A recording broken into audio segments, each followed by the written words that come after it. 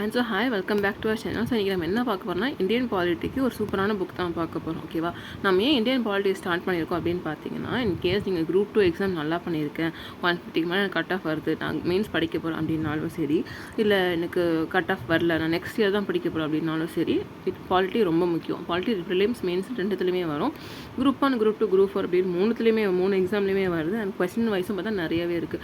பாலிட்டியில் படிச்சோன்னா அந்த question twist ஆகிறதுக்கு ரொம்ப சான்சஸ் கம்மி. ஆர்டிக்கல் என்ன இருக்கோ அது அப்படியே தான் வரும். ஓகேவா, இந்த பர்டிகுலர் புக் வந்து தமிழ் மீடியம் பசங்களுக்கு ரொம்ப யூஸ்ஃபுல்லாக இருக்கும். தமிழ் மீடியம் படிக்கிற ஆஸ்பிரன்ஸ்க்கு ரொம்ப யூஸ்ஃபுல்லாக இருக்கும். ஸோ அதை பற்றின ஃபுல் வீடியோ தான் இதில் பார்க்க போகிறோம். ஸோ அதுக்கு முன்னாடி என்னென்ன எவ்வளோ மார்க்ஸ்க்கு வந்துட்டு கொஸ்டின் வருதுன்னு பார்த்துப்போம். ஓகேவா, ஸோ குரூப் 1 பொறுத்த எடுத்திங்கன்னா ப்ரிலிம்ஸ் வந்து 40 கொஸ்டின்ஸ் இருக்கும். ஏன் குரூப் 1 எவ்வளோ கொஸ்டின்ஸ் இருக்குது அப்படின்னு பார்த்தீங்கன்னா, குரூப் 1 தமிழ், இங்கிலீஷ், லாங்குவேஜ் பேப்பரே கிடையாது. ஸோ 175க்கு ஜென்ரல் ஸ்டடீஸ் மட்டும் தான் வரும். அதனால் அதோட ப்ரிலிம்ஸில் வந்து 40 கொஸ்டின்ஸ் வரும். அதேமாதிரி மெயின்ஸ்னு எடுத்திங்கன்னா பேப்பர் 3ல் வந்து 100 மார்க்ஸுக்கு இந்தியன் பாலிட்டியில் மட்டும் தான் கொஸ்டின்ஸ் வரும். அதே அப்படி நீங்கள் குரூப் 2 அப்படின்னு வந்தீங்கன்னா ப்ரிலிம்ஸ் வந்து பார்த்திங்கன்னா 15 கொஸ்டின்ஸ் இருக்குது. குரூப் 4லையும் 15 கொஸ்டின்ஸ் ப்ரிலிம்ஸில் இருக்குது.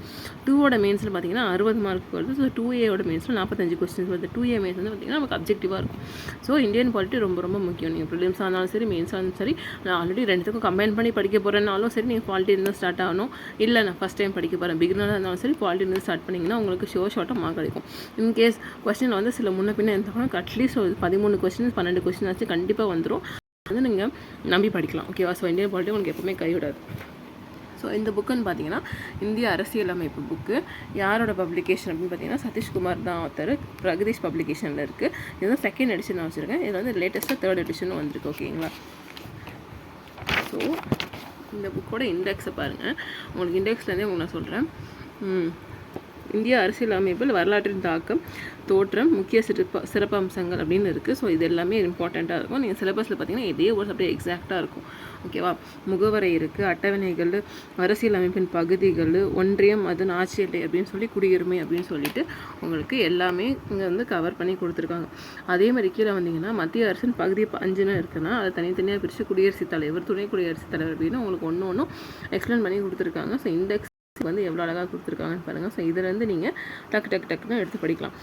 படிக்க இஷ்டம் பார்த்தீங்கன்னா நீங்கள் ஒரு நாளைக்கு எடுத்து, இப்போ சப்போஸ் புதுசாக இருக்கீங்கன்னா மத்திய நிர்வாகத்தில் எடுத்து மட்டும் படிக்கலாம். அந்த மாதிரி படித்து டிக் போட்டு வச்சுக்கலாம். Page number 1. அப்படியே இந்த பக்கம் பார்த்தீங்கன்னா உங்களுக்கு யூனியன் பிரதேசங்கள், ஊராட்சி அமைப்புகள், நகராட்சி அமைப்புகள், கூட்டுறவு அமைப்புகள் உங்களுக்கு தனித்தனியாக எல்லாமே கொடுத்து வச்சுருக்காங்க. நித்தி ஆயோக் இருக்குது பாருங்கள். என்ன சிபிஎஸ்சி, சிபிஐலாம் இருக்குது. ஸோ இந்த குரூப்பில் கூட சிபிஎஸ்சி, சிபிஎஸ்சி வச்சு அந்த கொஸ்டின் வந்துச்சு, மேட்ச் த ஃபாலோயிங்கில். ஸோ இந்த புக்கில் பெஸ்ட் பார்ட் ஆக்டிவ் பார்த்தீங்கன்னா உங்களுக்கு 2 கலரில் இருக்குது. ஓகேவா, சில இதெல்லாம் வந்து உங்களுக்கு டேப்லோ கார்னர் கொடுத்துருக்காங்க. So green and black. ஓகேவா, ஸோ இந்த மாதிரி டேப்லோ கார்னர் கொடுத்து இம்பார்ட்டன்ட் எல்லாம் கொடுத்து வச்சுருக்காங்க. அந்த இது இந்திய அரசியலமைப்பு சட்ட வளர்ச்சின்னு எடுத்திங்கன்னா உங்களுக்கு இந்த மாதிரி டேப்லோ காலம் போட்டு பிரித்து கொடுத்துருக்காங்க. கம்பெனி கீழே வந்து ஆர்டிகல்ஸு, இங்கே வந்து ஆக்ட் அப்படி தனித்தனியாக கொடுத்து உங்களுக்கு பாயிண்ட்டாக கொடுத்துருக்காங்க. புல்லட் பாயிண்ட்ஸில் கொடுத்துருக்காங்க. ஸோ இதில் எதில் ரொம்ப யூஸ்ஃபுல்லாக இருக்குன்னா, மெயின்ஸில் வந்து நீங்கள் எழுதுறீங்க அப்படின்னா உங்களுக்கு இந்த பாக்ஸ் கண்டென்ட்லாம் இருக்குது. இதை ஹைலைட் பண்ணி எழுதுறதுக்காகவும் பாயிண்ட்டாக இருக்கிறதுனால இந்த பாயிண்ட்டை நீங்கள் அப்படியே ரீப்ரொடியூஸ் பண்ணுறது ரொம்ப ஈஸியாக இருக்கும். ஸோ இதில் முக்கியமான இதுவாக நான் சொல்லணும்னு நினச்சது வந்து இந்த பஞ்சாயத்து ராஜ் ஆய்வுக்குழுகள் மட்டும்தான். ஸோ இந்த மாதிரி இதுவாக நம்ம ஸ்கூல் புக்கில் இல்லை. இதில் வந்து டேப்லோ காலம் மாதிரி கொடுத்துருக்காங்க. ஸோ இதில் வந்து இந்த இயர் கேட்டிருந்தாங்க. இயர் வந்து மேட்ச் பண்ண சொல்லி கேட்டிருந்தாங்க. ஓகேவா, குரூப் 4 அடுத்த கொஸ்டின் இருந்துச்சு இந்த வருஷம் நடந்த குரூப் 4ல். அது மட்டும் முக்கியமான உங்களுக்கு பாக்ஸ் கண்டென்ட்டாக கொடுத்துருக்காங்க. அது மட்டும் இல்லாமல் வந்து இதோட பெஸ்ட் பார்ட்டு நான் ஓகேங்களா, இங்கே பாருங்கள். இது வந்து 40 சட்டம் இருக்குது. அந்த ஆர்டிக்கலோட கொடுத்துருக்காங்க. எப்போ அறிமுகப்படுத்தினாங்க, எப்போ நடைமுறைப்படுத்தினாங்க அப்படின்னு கொடுத்துருக்காங்க. அது மட்டும் இல்லாமல் அதில் கொடுத்துருக்க இம்பார்ட்டன்ட் ஆர்டிகல்ஸ் இருக்குது பாருங்கள். அதெல்லாம் அப்படியே கொடுத்துருக்காங்களா. அது தவிர மிச்சம் என்னெல்லாம் இம்பார்ட்டண்ட்டாக இருக்கும், பாயிண்ட்ஸ் நமக்கு வேணுமோ அப்படின்றது இங்கே கொடுத்துருப்பாங்க. ஸோ இது வந்து பார்த்தீங்கன்னா உங்களுக்கு இதை மறக்காமல் படிச்சுக்கணும் அப்படின்ற மாதிரி இந்த பாயிண்ட்ஸ் எல்லாமே இருக்கும். ஸோ இந்த மாதிரி கொடுக்குறதுனால உங்களுக்கு டக்குன்னு படிக்க ஈஸியாக இருக்கும். ஸோ ஒரு நாளைக்கு ஒரு இம்பார்ட்டண்ட்டான சட்டத்திருத்தம் மட்டும் பார்த்தா போதும். இங்கேருந்து பாருங்கள்,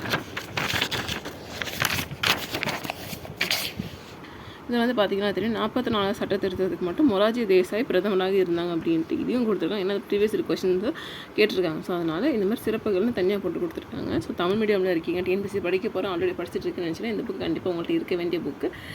இந்த புக் வந்து 3rd எடிஷனும் வந்திருக்கு. இப்போ நான் காமிச்சிட்டு செகண்ட் எடிஷன். இதில் வந்து கொஞ்சம் எடிஷன்ஸ் மட்டும் தான் இருக்குது. ரொம்ப பெருசாக டிஃப்ரென்ஸ்னால் சில மைனூட் மட்டும் தான் இருக்குது.